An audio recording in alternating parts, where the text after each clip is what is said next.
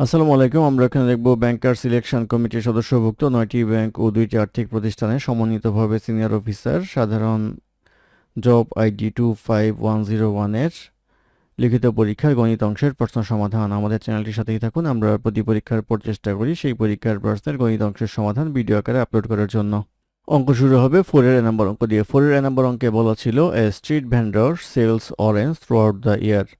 During the off-season, he sells each orange for Taka 8, but his cost price is Taka 11 per orange. During the on-season, his cost price drops to Taka 6 per orange and he sells each one for Taka 10. His fixed monthly overhead cost are Taka 3000. In a particular year, he sells 1800 orange during 4 off-season month and must sell each orange during the remaining 8 on-season month to end the year with an overall profit of at least Taka 5000. What is the minimum number of orange he must sell during on-season to achieve this?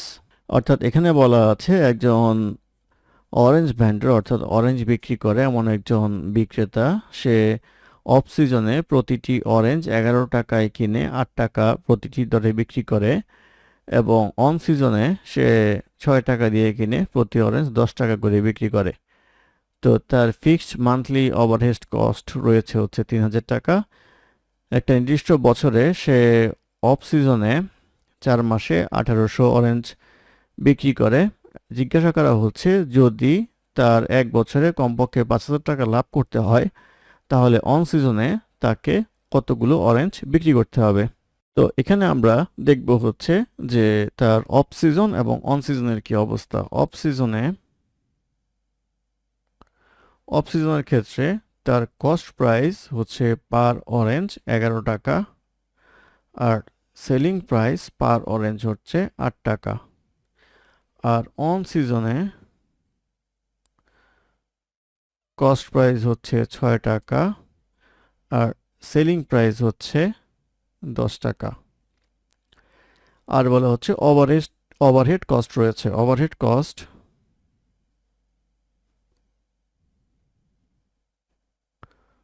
Of 1 ইয়ার, এক বছরের, যেহেতু 3000 টাকা হচ্ছে per month overhead cost, তাহলে তার 12 মাসে overhead cost আসবে 12 into 3000, 3 12 আসবে হচ্ছে 36,000 টাকা। এটা হচ্ছে ওভারহেড কস্ট। আর প্রফিট সে গেইন করতে চায় হচ্ছে 5000 টাকা। তো এই হচ্ছে মোটামুটি হিসাব। এখন আমরা ধরে নেই সে বলা হচ্ছে যে অফ সিজনে সে অরেঞ্জ বিক্রি করে হচ্ছে 1800 পিস আর অন সিজনে বিক্রি করে কত সেটা আমাদের বের করতে হবে। এইটা বিক্রি করেই আমাদের এই টাকা লাভ করতে হবে 5000 টাকা। অর্থাৎ বিক্রি করে যে টাকা পাওয়া যাবে সেই টাকা থেকে তার ওভারহেড কস্টও হতে হবে, 5000 টাকাও হতে হবে। তাহলে আমরা যদি হিসাব করি যে 1800 পিস, এখানে তার কত লাভ হয়। লাভের ক্ষেত্রে আমরা যেটা করি selling price minus cost price করি, প্লাস হচ্ছে ধরে নেই আমরা হচ্ছে এক্স সংখ্যক, এটাও selling price minus cost price. এটা হচ্ছে অফ সিজন, এটা হচ্ছে অন সিজন। এটা সমান সমান আসবে হচ্ছে আমাদের যে প্রফিটটা চাচ্ছি প্লাস আসবে হচ্ছে ওভারহেড কস্ট, কারণ এই ক্রয় বিক্রয়ের মাধ্যমে যে টাকাটা পাবেন সেটাই আপনার প্রফিট এবং ওভারহেড কস্টে যোগান দিবে। তাহলে এইটা আসবে হচ্ছে 1800, এইটা আসবে হচ্ছে সেলিং প্রাইস যেটা আছে সেটা হচ্ছে 8 টাকা, কস্ট প্রাইস হচ্ছে 11 টাকা প্লাস এক্স ইন্টু এটার কস্ট প্রাইস সেলিং প্রাইস হচ্ছে 10 টাকা, কস্ট প্রাইস হচ্ছে 6 টাকা, প্রফিট আসবে হচ্ছে 5000 টাকা, ওভারহেড কস্ট আছে হচ্ছে 36,000 টাকা। বা এইটা আসবে হচ্ছে 1800 ইন্টু -3, যেহেতু এইটুক বিক্রি করলে লস হয়, এইটা আসবে হচ্ছে 4x ইকুয়ালস আসবে হচ্ছে 41,000। বা এটা আসবে হচ্ছে -5400 প্লাস 4x ইকুয়ালস আসবে হচ্ছে 41,000।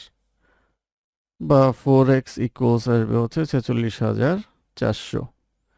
বা এক্স ইকুয়ালস আসবে হচ্ছে 46,400 ডিভাইডেড বাই 4 ইকুয়ালস আসবে হচ্ছে 11,600, অর্থাৎ 11,600 পিস অরেঞ্জ যদি সে বিক্রি করে তাহলে তার ওভারহেড কস্টের পরেও 5,000 টাকা লাভ থাকবে। 11,600 হবে হচ্ছে এই প্রশ্নের উত্তর। তারপরে প্রশ্ন নাম্বার 4 এর বিতে বলা আছে the speed of a boat in still water is 10 kilometre per hour if it can travel 24 kilometre downstream and 14 kilometre in the upstream in equal time, calculate the speed of the flow of the stream. অর্থাৎ একটা নৌকার স্থির পানিতে গতিবেগ 10 kilometre পার ঘন্টা এবং ডাউনস্ট্রিমে 24 kilometre যেতে যে সময় লাগে, আপস্ট্রিমে 14 কিলোমিটার যেতে সেই একই সময় লাগে। তো জিজ্ঞাসা করা হচ্ছে যে স্রোতের গতিবেগ কত। তো আমরা ধরে নেই হচ্ছে নৌকার গতিবেগ হচ্ছে বি দেওয়া আছে হচ্ছে 10 কিলোমিটার পার আওয়ার, আর স্রোতের গতিবেগ আমরা ধরে নেই হচ্ছে আর, এটা আমাদের বের করতে হবে। আর এখানে বলা আছে ডাউনস্ট্রিমের ক্ষেত্রে বি প্লাস আর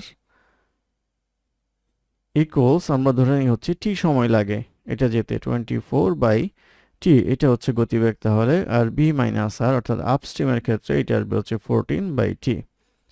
এখন এই 1 নং সমীকরণ 2 নং সমীকরণ একটা দ্বারা একটা ভাগ করলে আসবে হচ্ছে B plus R divide by B minus R equals আসবে হচ্ছে 24/14 ইকুয়ালস আসবে হচ্ছে 12/7, বা 12b মাইনাস 12r ইকুয়ালস আসবে হচ্ছে 7b প্লাস 7r, বা এটা আসবে হচ্ছে 5b ইকুয়ালস 19r, বা r ইকুয়ালস আসবে হচ্ছে 5b/19। 5b মানে হচ্ছে 5 ইন্টু 10/19 ইকুয়ালস আসবে হচ্ছে 2.63 কিলোমিটার পার আওয়ার, অর্থাৎ 2.60 কিলোমিটার পার আওয়ার হবে হচ্ছে স্রোতের গতিবেগ। এটি হবে এই প্রশ্নের উত্তর। তারপর প্রশ্ন নাম্বার 4 এর সিতে বলা আছে weeding magazine distributed bonus equally among his staff. If 5 more staff had been present, each person would have received টাকা 50 less, but if 5 fewer staff had shown up, each person would have received টাকা 75 more. How many staff members actually worked at the wedding? অর্থাৎ একটা weeding অর্গানাইজেশনে bonus দেওয়া হবে, বলা হচ্ছে যদি 5 জন স্টাফ বেশি থাকতো তাহলে 50 টাকা করে কম পেত প্রত্যেকে, আর যদি 5 জন স্টাফ কম থাকতো তাহলে প্রত্যেকে 75 টাকা আরো বেশি পেত। এখন যা পায় তার চেয়ে 75 টাকা বেশি পেত। এখন জিজ্ঞাসা করা হয়েছে কতজন স্টাফ ছিল। আমরা ধরে নেই হচ্ছে স্টাফ এর সংখ্যা হচ্ছে n, আর প্রত্যেকের যে বোনাস এর পরিমাণ ধরে নেই হচ্ছে p। তাহলে প্রথম শর্ত অনুযায়ী যেটা বলা হচ্ছে যে যদি 5 জন স্টাফ বেশি থাকতো অর্থাৎ n প্লাস 5 যদি থাকতো তাহলে প্রত্যেককে বোনাস পেতে হচ্ছে 50 টাকা করে কম p মাইনাস 50, এটা সমান সমান হচ্ছে np। দ্বিতীয় ক্ষেত্রে বলা হচ্ছে যদি স্টাফের পরিমাণ 5 জন কম হতো, ফিভার হতো, তাহলে যে বোনাস সেটা হচ্ছে 75 টাকা বেশি করে পেত, এইটা আসবে হচ্ছে np।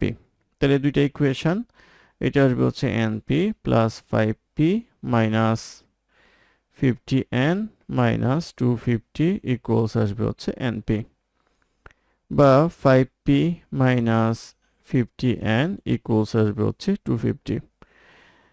এটার ক্ষেত্রে করলে আসবে হচ্ছে np minus 5p plus 75n minus 375 equals আসবে হচ্ছে np, বা এটা আসবে হচ্ছে minus 5p plus 75n equals আসবে হচ্ছে 375। অতএব এই 1 নং এবং 2 নং সমীকরণ থেকে আমরা এখন পাবো 1 এবং 2 নং সমীকরণ যদি আমরা যোগ করি তাহলে পাবো হচ্ছে 25n ইকুয়ালস আসবে হচ্ছে 250 প্লাস 375 ইকুয়ালস আসবে হচ্ছে 625, বা n ইকুয়ালস আসবে হচ্ছে 625/25 ইকুয়ালস আসবে হচ্ছে 25, অর্থাৎ স্টাফের সংখ্যা ছিল হচ্ছে 25 জন। এটি হবে এই প্রশ্নের উত্তর। তারপর প্রশ্ন নাম্বার 4 এর ডি, 4 এর ডিতে বলা আছে if 7 is added to the sum of digits of a two digit number, the summation will be 3 times the 10th digit. If 18 is subtracted from the original number, its digits are reversed. Find the number. এখানে বলা আছে যদি কোনো একটা সংখ্যার দুইটা অঙ্কের সাথে 7 যোগ করা হয় তাহলে যোগফল হয় হচ্ছে দশক স্থানীয় অঙ্কের 3 গুণ। আর বলা হচ্ছে যদি মূল সংখ্যা থেকে 18 বিয়োগ করা হয় তাহলে সংখ্যাটি স্থান পরিবর্তন করে। জিজ্ঞাসা করা হচ্ছে সংখ্যাটি কত। আমরা ধরে নিই সংখ্যাটি হচ্ছে এমন এক্স ওয়াই, অর্থাৎ একক স্থানীয় অঙ্ক হচ্ছে ওয়াই, দশক স্থানীয় অঙ্ক হচ্ছে এক্স, তাহলে সংখ্যাটা হবে হচ্ছে 10x প্লাস ওয়াই। এখানে দুইটা শর্ত। প্রথম শর্তে বলা আছে অঙ্ক দ্বয়ের যোগফল এর সাথে যদি আমরা 7 যোগ করি তাহলে হচ্ছে দশক স্থানীয় অঙ্কের 3 গুণ অর্থাৎ 3x এর সমান। তাহলে এটা আসবে হচ্ছে 2x মাইনাস ওয়াই ইকুয়ালস আসবে হচ্ছে 7। এটা একটা ইকুয়েশন। দ্বিতীয় ক্ষেত্রে বলা আছে যে 10x প্লাস ওয়াই যে সংখ্যাটি আছে তার থেকে যদি 18 বিয়োগ করা হয় তাহলে স্থান পরিবর্তন করে 10y প্লাস এক্স, বা এটা আসবে হচ্ছে আমাদের 9x মাইনাস 9y ইকুয়ালস 18, বা x মাইনাস y ইকুয়ালস আসবে হচ্ছে 2 9 দ্বারা ভাগ করলে, বা y ইকুয়ালস আসবে হচ্ছে x মাইনাস 2। y এর মানটা যদি এখানে বসাই তাহলে আসবে হচ্ছে 2x minus x plus 2 equals 7, বা x ইকুয়ালস আসবে হচ্ছে 5। অতএব y ইকুয়ালস আসবে হচ্ছে আমাদের 5 মাইনাস 2 ইকুয়ালস আসবে হচ্ছে 3। তাহলে সংখ্যাটা হচ্ছে 10x প্লাস y ইকুয়ালস আসবে হচ্ছে 50 প্লাস 3 ইকুয়ালস আসবে হচ্ছে 53, অর্থাৎ সংখ্যাটা হচ্ছে 53। এটি হবে এই প্রশ্নের উত্তর। তারপরে প্রশ্ন নাম্বার 4 এর ইতে বলা আছে there are 3 doors and 6 windows in a house. Each of the door is 2 meter long and 1.25 meter wide, and each of the window is 1 meter long and 1.25 meter wide. How many pieces of 5 meter long and 0.60 meters wider wood are required to make the doors and window? অর্থাৎ একটা বাড়িতে 3টা দরজা আছে, 6টা জানালা আছে, প্রত্যেকটা দরজার ডাইমেনশন হচ্ছে 2 মিটার বাই 1.25 মিটার এবং জানালার ডাইমেনশন হচ্ছে 1 মিটার বাই 1.25 মিটার। এখন জিজ্ঞাসা করা হচ্ছে যে যদি কাঠের পিস হয় হচ্ছে 5 মিটার বাই 0.6 মিটার তাহলে কতগুলা কাঠ লাগবে ওই সাইজের এটা কমপ্লিট করতে। তাহলে এখানে যেটা বলা আছে ডোর বলা আছে হচ্ছে 3টা আর উইন্ডো বলা আছে হচ্ছে 6টা। তাহলে total area of door equals আসবে হচ্ছে 2 মিটার ইন্টু 1.25 মিটার করে ইন্টু 3 পিস ইকুয়ালস আসবে হচ্ছে 7.50 মিটার স্কয়ার। আর বলা হচ্ছে যে টোটাল এরিয়া অফ উইন্ডো আছে আমাদের 6টা, ডাইমেনশন হচ্ছে 1 মিটার ইন্টু 1.25 মিটার ইন্টু 6, এইটা আসবে হচ্ছে 7.50 মিটার স্কোয়ার। তাহলে টোটাল এরিয়া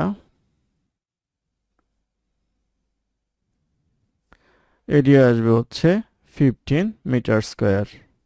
এখন বলা হচ্ছে কত পিস এই উড লাগবে। তাহলে উড রিকোয়ার্ড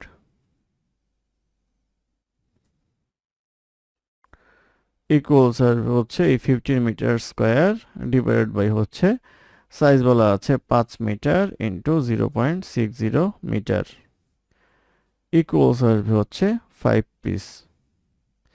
5 পিস 5 ইউনিট হবে হচ্ছে এই প্রশ্নের উত্তর।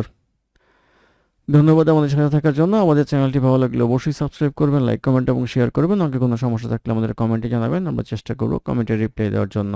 ধন্যবাদ।